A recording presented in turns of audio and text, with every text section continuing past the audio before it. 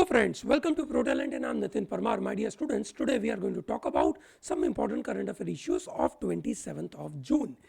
My dear students, जून महीना खत्म हो रहा है, क्लैट एग्जाम आपकी 1 दिसंबर को है and we are left with July, August, September, October and November. Clean 5 months available है दोस्तों. 5 महीनों में अगर आप अपना करियर बनाना चाहते हैं, बिल्कुल तपस्या में लग जाइए, रोज रोज की प्रैक्टिस करिए. क्लैट जैसी परीक्षा प्रैक्टिस का खेल है भैया. चलिए great, let's start with today's agenda. आज का एजेंडा बड़ा क्रूशियल है. ठीक है, लोकसभा में 18th लोकसभा में स्पीकर का इलेक्शन हुआ. स्पीकर जो इलेक्ट होकर आए उनका नाम है ओम बिरला. वॉइस वोट के द्वारा वेनेसडे को ये उनका इलेक्शन हुआ. कांग्रेस के कैंडिडेट थे दैट इज कोडिकुनिल सुरेश के सुरेश. ठीक है, वो जीत नहीं पाए.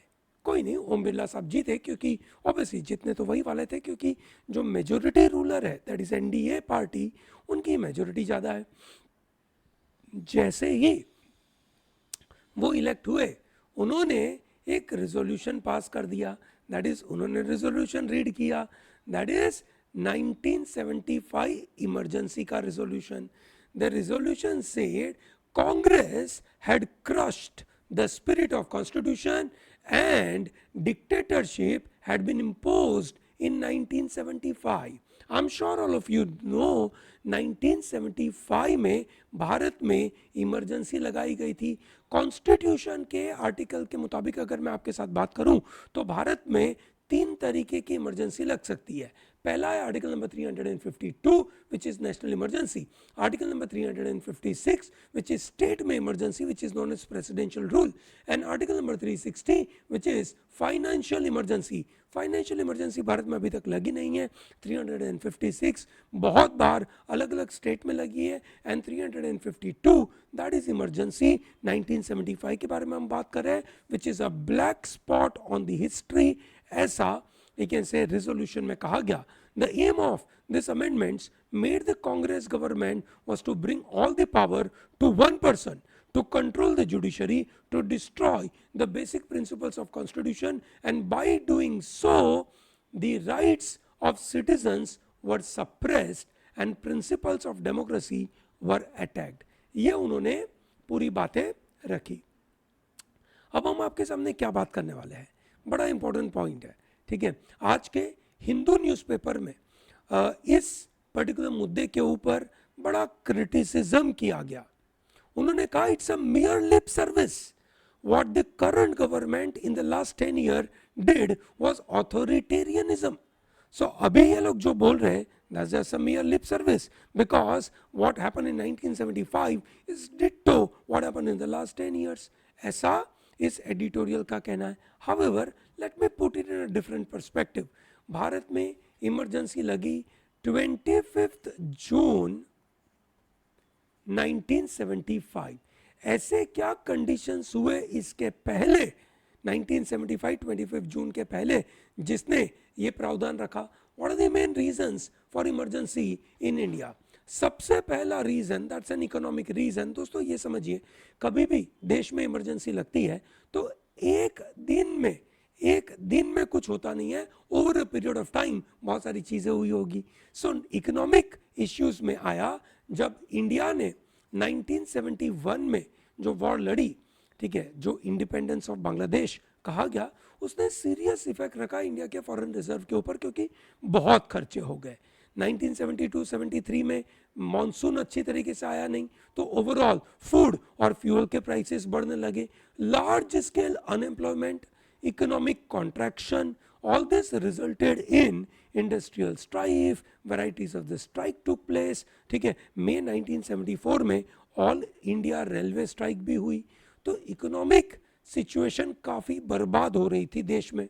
ठीक है, सरकार के पास कोई सिचुएशन थी नहीं. ठीक है, और सामने लोगों को पसंद नहीं आ रहा था तो लोगों का भी अनरेस्ट होगा इसकी वजह से.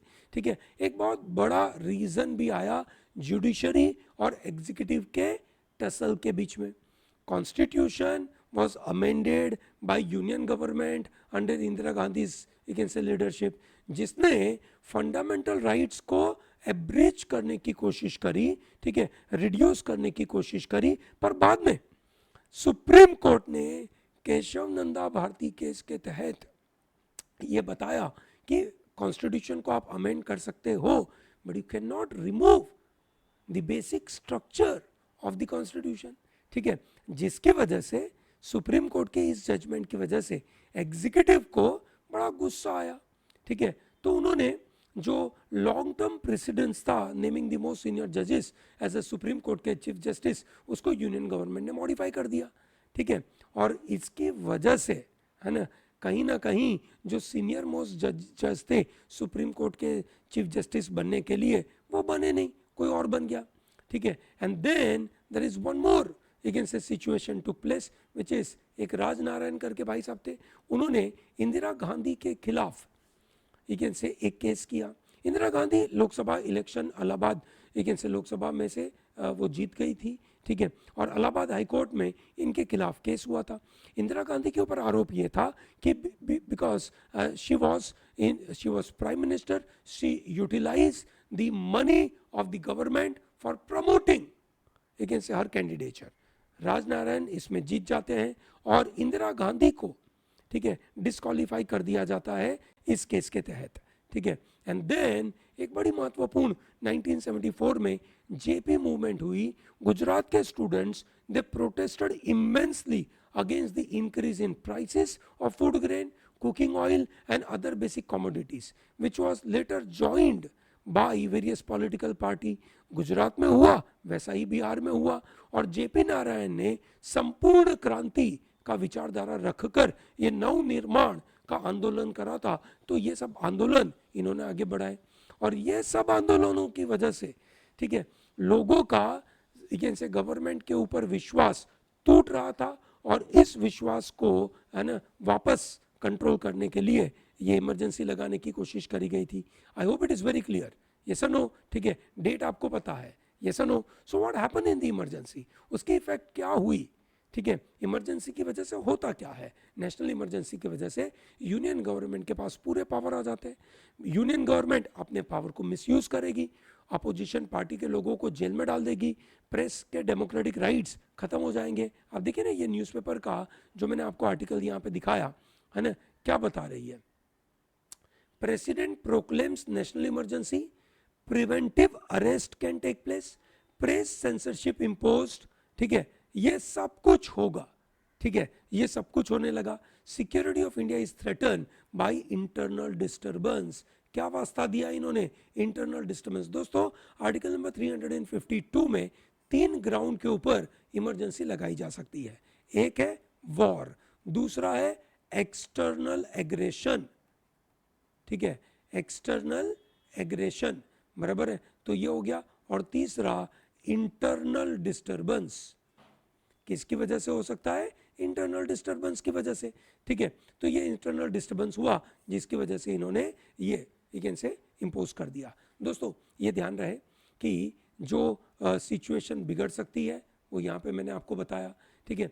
Electricity was disconnected from all newspaper rooms, leaders of opposition parties were arrested. दोस्तों आपको पता होगा 1942 में जब भारत में क्विट इंडिया मूवमेंट लगाई गई थी, तो ब्रिटिशर ने बहुत सारे लोगों को पकड़ के जेल में डाल दिया था। ब्रिटिशर्स ने जितने लोगों को जेल में डाला उससे कहीं गुना ज्यादा लोगों को इन लोगों ने जेल में डाला, ठीक है। प्रेस सेंसरशिप के ऊपर government curtailed press freedom and made it necessary to receive permission before publishing it. आपको जो भी चीजें पब्लिश करनी है पहले आपको गवर्नमेंट को दिखाना है, गवर्नमेंट उस बात को सहमत हो तो पब्लिश कर सकते हो। कोई मार चीज नहीं हो सकती, कोई स्ट्राइक नहीं होगा, कोई पब्लिक अनरेस्ट नहीं होगा। Government misused the provision of preventive detention, ठीक है, एंड इम्प्रिजन अपोजिशन पार्टी के लीडर्स को और उनके पॉलिटिकल स्टाफ को। During emergency torture, custodial death occurred, forced displacement of poor citizens, compulsory sterilization was imposed for population control। आप समझ सकते हैं किस किस तरीके की गलतियां इसमें हुई, और इसी मुद्दे को, उस ब्लैक स्पॉट को दिखाने के लिए, है ना, ये रेजोल्यूशन पास किया गया। दोस्तों जब ये रेजोल्यूशन पास तो किया गया, उसके सामने हिंदू न्यूज़पेपर का एडिटोरियल बड़ा महत्वपूर्ण है। वो कहते हैं it's just a mere lip service, ठीक है, क्योंकि पिछले 10 सालों में जो करंट गवर्नमेंट है उन्होंने भी इसी तरीके से ऑथोरिटेरियन स्टैंड लिए थे, और उनके ऑथोरिटेरियन स्टैंड की वजह से आज भारत के लिए बड़ी प्रॉब्लम होने लगी, ठीक है दोस्तों। एक बड़ा महत्वपूर्ण रिपोर्ट यू कैन से पब्लिश किया गया यूएसए की तरफ से, है ना। क्या पब्लिश किया, क्या रिपोर्ट है, एक बार क्विकली मैं बता दूं आपको। US state department publishes an annual report on religious freedom worldwide. The report criticizes various countries for religious intolerance, and it is a part of US effort to monitor and promote religious freedom globally. Remember, this is very significant event because it serves as a tool for assessing and addressing issues of religious freedom in different countries. और ये जो report publish हुआ उसने India को criticise किया, India के religious freedom को criticise किया। US has expressed concerns about religious freedoms in India. The report mentioned that anti-conversion law, hate speech, demolition of homes and places of worship affecting minority faith communities in India is creating trouble, और इसकी वजह से religious tolerance Bharat में नहीं है। This criticism is notable as it comes from a close partner of India, that is USA, which highlights India's religious intolerance. I am sure you have heard about anti-conversion laws. There were laws were made when you can say a particular religion के लोग दूसरे religion के लोगों को अपनी बातें profess करते हैं, प्रैक्टिस करते हैं, प्रोपोगेट करते हैं, पर उसको कन्वर्जन का नाम देकर एंटी कन्वर्जन लॉ लगाया जाता है। हेट स्पीच के बारे में बातें, डेमोलिशन ऑफ होम करे जाते हैं, बुलडोजर पॉलिटिक्स खेला जाता है भैया, ये सनो, ठीक है। तो दोस्तों उन्होंने यूएसए ने जो रिपोर्ट दिया वो पूरे वर्ल्ड के लिए दिया। उन्होंने कहा पूरे वर्ल्ड में बाइगॉटरी राइज हो रही है। व्हाट इज बाइगॉटरी दोस्तों? बाइगॉटरी का मतलब होता है एक तरीके से, है ना, जो एक धर्म के खिलाफ, है ना, एग्रेसिव बातें रखना। बाइगॉटरी एक धर्म को अच्छा बताना और दूसरे सभी धर्मों को बुरा बताना, ठीक है। This is primarily bigotry against Jewish which is known as anti-Semitism. क्या बोलते हैं उसको? Anti-Semitism. Yes or no? Semitics are the people from Jewish community. इस उनकी विचारधारा बोलते हैं उसको, ठीक है। उनके खिलाफ जो बातें हुई उसको anti-Semitism कहा गया, ठीक है। And then Islamophobia. The report and the various statements by Secretary of State Anthony Blinken, you can say, highlighted rising bigotry against Jewish and Muslim worldwide, including that is in USA, ठीक है। So that means पूरे world में religious intolerance फैल रहा है। What did they say about Pakistan? USA report also criticized Pakistan over their blasphemy law.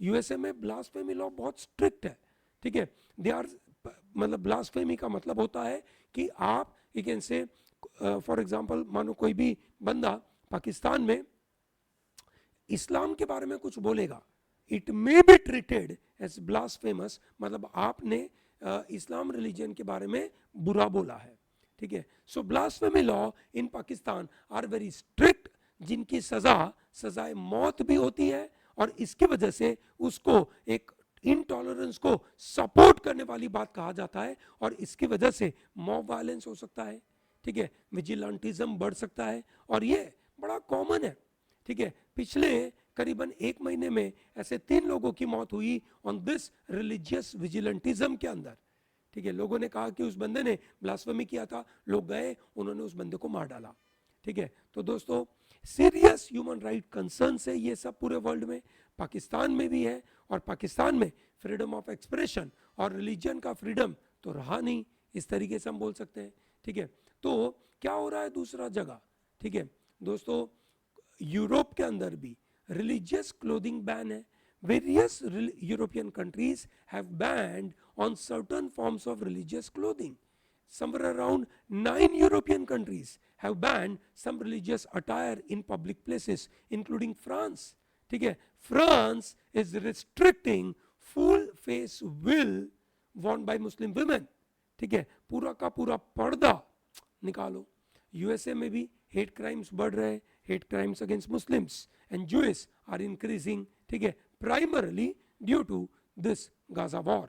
ठीक है, तो दोस्तों ये बड़ा इंपॉर्टेंट पार्ट है. ठीक है, इंडिया इस बात के साथ सहमत नहीं होगा. गवर्नमेंट ऑफ इंडिया का इसके ऊपर कमेंट आएगा कल अखबार में, आप पढ़ोगे कि अरे गवर्नमेंट बोलता है कि हाँ यूएसए का रिपोर्ट है ना बायस्ड है ना, सही तरीके से इंडिया की बात देख नहीं पा रहा है, ऐसे करके हम बोलेंगे, पर फाइन है. ठीक है, आगे बढ़ते हैं दोस्तों, बड़ा इंपॉर्टेंट. इंडिया का largest and the first leopard safari opens in Bengaluru in Bannerghatta. South India का पहला, कंट्री का पहला, है ना, साउथ इंडिया का पहला, सॉरी, साउथ इंडिया का पहला कंट्री का largest leopard safari was inaugurated by Karnataka environment minister. ठीक है, एट बैनरघट्टा बायोलॉजिकल पार्क. ठीक है, okay, so that is where it is happening. तो बताइए दोस्तों, पहला भारत का लेपर्ड सफारी कहाँ पे है? ठीक है, भारत का पहला लेपर्ड सफारी कहाँ पे? बड़ा सिंपल सा सवाल आपके सामने. ठीक है, लेपर्ड की तादाद बढ़ाने के लिए हम ये कोशिश कर रहे हैं. ठीक है, अच्छी बात है. ठीक है, इकोलॉजी को मेंटेन करना हमारे लिए बड़ा महत्वपूर्ण है. ठीक है, स्टूडेंट्स, पुलिस कैडर जो यहाँ पे आपको दिख रहा है, वो एक रैली निकाल रहे हैं at the gate of, you can say this Vadakkunnathan temple which is in Thrissur. ठीक है, वहाँ पे ये एक अवेयरनेस फैलाने के लिए एक अच्छी सी मार्च कर रहे हैं, एक अच्छी सी रैली कर रहे हैं. उसका नाम है, ये कौन सा दिन है आज, जून 26, दैट इज कल का दिवस was मनाया जाता है international day against drug abuse and illicit trafficking. ठीक है, so that is very important. June 26 is celebrated as international day against drug abuse and illicit trafficking. ये 1987 में यूनाइटेड नेशन जनरल असेंबली में एक रिजोल्यूशन के द्वारा यह पास किया गया था. इस साल का थीम है the evidence is clear, invest in prevention. Evidence बड़ा क्लियर है, प्रिवेंशन में ध्यान दीजिए, सब कुछ खत्म हो रहा है, ऐसा उनका कहना है. याद रहेगा दोस्तों. ठीक है, क्या याद रखना है आपको? 26 जून कौन सा दिन है? International day against drug abuse and illicit trafficking. What is the theme? The theme is evidence is clear, invest in prevention. ठीक है दोस्तों, आपको पता होगा 1 जुलाई 2024 से भारत में नए क्रिमिनल्स लॉ आ रहे हैं. कौन कौन से लॉ है भैया? BNS, भारतीय न्याय संहिता, दंड से न्याय की तरफ जाने की बात है ये. भारतीय साक्ष्य अधिनियम, तो BS बोलेंगे इसको. भारतीय नागरिक सुरक्षा संहिता, BNSS. ये तीन नए लॉ आएंगे. जब ये नए लॉ आएंगे तो पूरे लीगल सिस्टम है, जो law enforcement agency that is police, उनको भी ट्रेन करना पड़ेगा. ठीक है, तो यहां पे उनको ट्रेन करने के लिए जो crime and criminal tracking network systems which is popularly known as CCTNS. ठीक है, CCTNS को भी मॉडिफाई करने की जरूरत पड़ेगी. There are 23 modifications made in CCTNS. Now what is this? दोस्तों ये समझिए, crime and criminal tracking network system जो बड़ा इंपॉर्टेंट है. आपको पता होगा पुलिस की पूरी सिस्टम स्टेट ड्रिवन होती है, और स्टेट में भी अलग अलग डिस्ट्रिक्ट में, रूरल एरिया, अर्बन एरिया, इन सब में डिवीजन होता है. तो कहीं ना कहीं इसकी ट्रैकिंग होनी बहुत इंपॉर्टेंट है, ताकि है ना कोई क्रिमिनल को अगर पकड़ना है तो एक जगह इंफॉर्मेशन है और वो पूरे स्टेट में इंफॉर्मेशन फैल चुकी है, और दूसरे स्टेट में भी अगर भेजनी हो तो आप आसानी से भेज सको. So thereby police stations की कैपेबिलिटी एनहांस हो जाए, FIR का हैंडलिंग सिस्टम बढ़िया हो जाए, और इसकी वजह से ये मॉडिफिकेशन करने की बात है. सो दोस्तों FIR will now be registered under section 173 of BNSS. अभी तक वो सेक्शन 154 ऑफ CRPC में रजिस्टर होता था. दोस्तों ये जीके की नजर से बिल्कुल नोट करने जैसा सवाल है. सेक्शन 173 BNSS के द्वारा, दोस्तों BNS is replacing IPC, BS is replacing Indian evidence act, BNSS is replacing CrPC. दोस्तों आईपीसी में 20 नए क्राइम इंट्रोड्यूस करे गए हैं और 33 ऑफेंसेस के अंदर जो इम्प्रिजनमेंट का पीरियड है उसको बढ़ाया गया है। नए नए इनोवेशन करे गए हैं, community services as a penalty दिया गया है for 6 crimes, mandatory minimum punishment लगा दिया है कुछ 23 ऑफेंसेस के लिए। तो काफ़ी बड़े बदलाव है और इन बदलावों को हम रेगुलरली आपके सामने प्रेजेंट करते रहेंगे ताकि आपको ये पता रहे कि एग्जाम में अगर इसके बारे में कोई भी सवाल आया आप बिल्कुल तैयार है। दोस्तों North Atlantic Territory Organization popularly known as NATO, जो अप्रैल 4 1949 में बना गया था, उसके नए चीफ बने हैं। 32 नेशन का ये नेटो है, ठीक है, जिसने वेनेसडे को एक आउटगोइंग से प्राइम मिनिस्टर ऑफ नीदरलैंड जिनका नाम है मार्क रुट, क्या नाम है उनका, मार्क रुट, ठीक है, उनको नए चीफ घोषित करे हैं नेटो ने। नेटो अप्रैल 4 1949 में बना था दोस्तों। इसके फाउंडिंग मेंबर थे 12 including USA, Canada and few other western European country. Primarily it's a military block.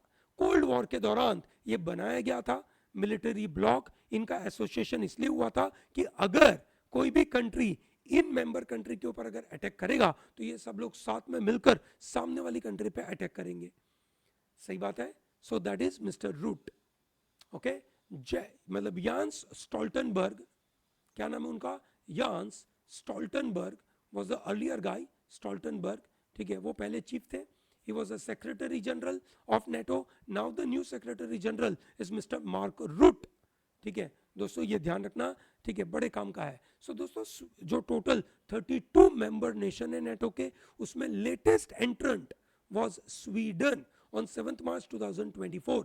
उन्होंने अपना इंस्ट्रूमेंट ऑफ एक्सेशन जैसे ही नेटो को दिया, NATO became 32 member country. Ukraine wanted to become part of this and thereby ये Ukraine और Russia की war होने लगी। NATO operates on the principle of collective defence. मैंने अभी आपको बताया आर्टिकल नंबर 5 और नेटो ट्रीटी बोलता है an attack on one member is considered as an attack on all. बढ़िया, मजेदार है। तो आपको यहां से क्या क्या याद रखना है, टोटल 32 कंट्रीज, ठीक है। स्वीडन इज द लेटेस्ट एंट्रेंट, ठीक है, 1949 में ये बनी थी नेटो नाम की संस्था। नेटो के अपोजिशन में रशिया ने बनाया था वॉर्सो पैक्ट, ओके, ठीक है। और अभी नए सेक्रेटरी जनरल बन रहे मार्क रूट। पहले कौन थे, येंस स्टोल्टनबर्ग। मार्क रूट इससे पहले क्या थे, नीदरलैंड्स के prime minister.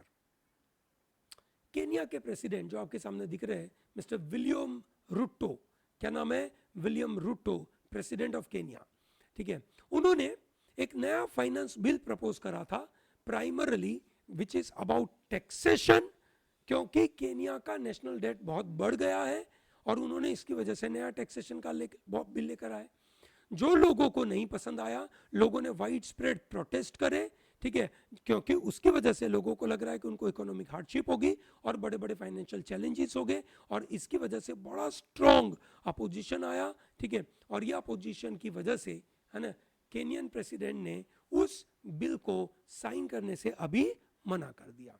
President William Ruto says that he will not sign into a law a bill which is proposing new taxes that prompted thousands to storm parliament earlier this week, leaving several shots, killed so many people, ठीक है, and that's very bad। दोस्तों Australia के तरफ से एक news है जो आपको पता होगा, कल हमने इसके बारे में डिटेल में बात करी थी और एक नया इन्फॉर्मेशन आया। ऑस्ट्रेलिया की न्यूज़ है which is about Julian Assange. Julian Assange को, है ना, यूएसए में, सॉरी यूके में से उनको रिलीज कर दिया क्योंकि यूएसए के साथ एक प्ली डील हुई थी। क्या बोलते हैं इसको, प्ली डील। तो ऑस्ट्रेलिया के प्राइम मिनिस्टर एंथोनी अल्बानीज ने कहा कि we have had undisclosed missions to USA which played a very crucial role in securing Julian Assange का प्ली डील। जुलियन असांज ने एक पर्टिकुलर आरोप के ऊपर एक्सेप्ट कर दिया कि he is guilty and therefore बाकी सब आरोपी उनके ऊपर से मुक्त हो गए। दिस मिशंस, जो प्राइम मिनिस्टर ऑफ ऑस्ट्रेलिया का कहना है, involve various individuals visiting USA to negotiate and finalise the terms of Assange release. Assange, Julian Assange WikiLeaks के फाउंडर है। इंटरनेट का भरपूर यूज करते हुए इन्होंने मतलब जो मीडिया है, इंटरनेट है, उसका अलग ही लेवल का सिस्टम बनाया, जिसकी वजह से बड़े बड़े powerful organization they got into trouble. Australia का high commissioner to UK mister Stephen Smith served as a key intermediary in facilitating communication related to this plea deal negotiation. Very important one जो आपको पता होना चाहिए, ठीक है दोस्तों। Myanmar से एक न्यूज़ आ रही है, ठीक है। म्यांमार आपको पता होगा मिलिट्री कू के बाद मिलिट्री जनता वहाँ पे रूल कर रही है। क्या जनता रूल कर रही है भैया? मिलिट्री जनता। कौन रूल करता है भैया वहाँ पे? Military Janata. Okay, so that is what they are ruling, and Myanmar is facing the conflict and instability, you can say, since February 2021. और वहाँ से ओपियम पॉपी कल्टीवेशन होता है, ठीक है, और काफ़ी ज़्यादा बड़ा opium poppy cultivation. According to United Nation Office of Drugs and Crime, Myanmar produced 1080 tons of opium in 2023, which is, you can say, significant increase from the previous year, and it is world's #1 producer of opium, you can say, poppy cultivation. और दिक्कतें बढ़ रही है अभी वहाँ पे production कम हो रहा है, ठीक है। ईरान से न्यूज़ आ रही है, ईरान के प्रेसिडेंट इलेक्शन आने वाले हैं, और ईरान की अथॉरिटीज़ ने, है ना, मैंडेटरी हिजाब लॉज के लिए काफ़ी ज़्यादा कमर कस ली है। एनफोर्समेंट तगड़ी हो रही है, जिसकी वजह से पब्लिक आउटक्राई हो रहा है, और ये प्लान का नाम दिया इन्होंने Noor plan. Initiated as a stricter enforcement of initiative, Noor plan aims to ensure compliance with hijab regulation, with reports of women being forcibly detained, vehicles confiscated for violation. तो आप पब्लिक प्लेस में हो, आपको हिजाब पहनना है, आप कार में जा रहे हो, हिजाब पहनना है। दोस्तों आपको पता होगा हिजाब के बारे में अलग अलग लोगों ने बड़े बड़े प्रोटेस्ट करे। एक लेडी थी जिसका नाम था महसा अमीनी। क्या नाम था? Mahsa Amini. महसा अमीनी ने हिजाब नहीं पहना था, जिसकी वजह से जो एक ऐसे मॉरल पुलिस है वहाँ की, मॉरल पुलिस ने इनको जेल में डाल दिया, और वहाँ पे कस्टोडियल डेथ हो गई इनकी। क्या हुआ भैया? कस्टोडियल डेथ, ठीक है। दैट इज अ प्रॉब्लमेटिक, जिसकी वजह से बड़ा प्रोटेस्ट हुआ आगे। देन केम अगेन से मोहम्मद नरगिसी। मोहम्मद नरगिसी, ठीक है, जिन्होंने इस हिजाब के खिलाफ बड़ा प्रोटेस्ट करा, जिसकी वजह से इनको जेल हो गई। And but because she protested a lot and she got Nobel Peace Prize last year. क्या मिला इनको? Nobel Peace Prize, that you should know. So 1979 Islamic revolution के बाद ईरान में वियरिंग हिजाब बिकेम मैंडेटरी बाय लॉ, और बाद में जब ये इस तरीके के प्रोटेस्ट हो रहे हैं, आज के ज़माने में तो मतलब मॉडर्न विचारधारा होनी चाहिए ना, ठीक है, पर ये हो नहीं पा रही है, जिसकी वजह से, है ना, आज दिक्कतें बढ़ रही है। ईरान में इलेक्शन होगा, इलेक्शन के अंदर लोग इस तरीके की बातें करेंगे कि हिजाब नहीं होना चाहिए, तो अच्छी बात है, पर गवर्नमेंट तो बड़ा क्रैकडाउन कर रही है। अब इलेक्शन हो या ना हो, सत्ता तो पूरी बागदौड़ आयतुल्ला साहब संभालते हैं, रिलीजियस लीडर है, वही सब कुछ संभालते हैं, तो ये सब चीज़ें उनके लिए बुरी हो सकती है for Iran. I'm sure all of you are understanding all this news item in detail with the help of ProTalent. My dear students, है ना, मैं सजेस्ट करूँगा कि इन वीडियो को रेगुलरली देखें, आपके कमेंट्स हमें बताइए, आपके सजेशन दीजिए। We will be more than happy to respond to all your queries and suggestions and incorporate all this information for your preparation. Thank you very much for joining with me today, and all the best.